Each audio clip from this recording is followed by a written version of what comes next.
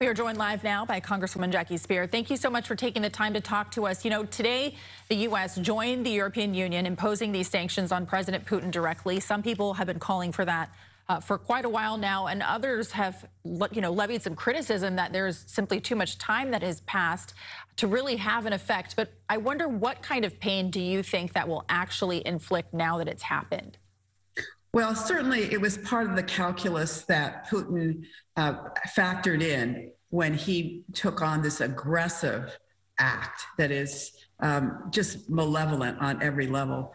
But I think the impact is going to be felt over the next few months. These are staged sanctions. As we continue to ratchet down, they're going to feel the pain. Economically, this country needs the benefit of the microelectronics that come into the country. Now that Europe and the United States has cut that off, that's about 70% of the microelectronics they get come from those two entities. So over time, it's going to have a profound effect. But meanwhile, it's having a profound effect on the people of Ukraine. And seeing the photos that you just showed, it absolutely brings me to tears. I can't believe that this is happening in the 21st century. And you talk about the people that are there right now. Ukrainian officials have been asking the U.S. for more help, and there's pressure to cut off Russia from the international banking system. So what more do you think the U.S. can be and should be doing? I think that we should, in fact, cut them out of SWIFT. That is the messaging system through which all these transactions go, and it goes, for the most part, through New York. So that would really bring them to their knees. We have to bring them to their knees economically.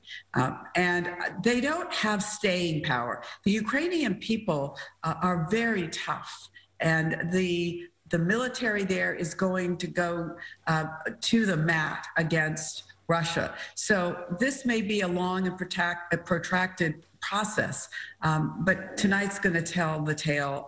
Once Kyiv is taken, the potential for loss of life there is great. We now know there's about 50,000 Ukrainians that have actually crossed the borders. We've got to make them eligible for temporary protective status and assist with refugee assistance. And we're looking at about a $6 billion package that the president's going to be proposing next week. Yeah, just the humanitarian toll that this is taking already is just unbelievable. You know, there's been some talk about Russia threatening to fight back against any kind of sanctions. Some believe that Putin could retaliate in the form of cyber attacks, which is something that Russia has worked on for years and years. What more should we be doing, and specifically, what more should our government be doing to prepare for that kind of an attack? So, Sarah, we actually had a briefing this afternoon about cybersecurity. We are on high alert. But we're also asking, corporate America to be on high alert because, there is so much that is interwoven. Colonial Pipeline's a good example, which was a private entity providing utility services in the southern part of the United States, and ransomware was used in an effort to get the company to pay ransom. So this is obviously slightly different, but cybersecurity is going to continue to be a grave concern as well. And, we'll be watching tonight. Certainly, Ryan and I both will be covering it. And thank you so much for taking the time to speak with us tonight.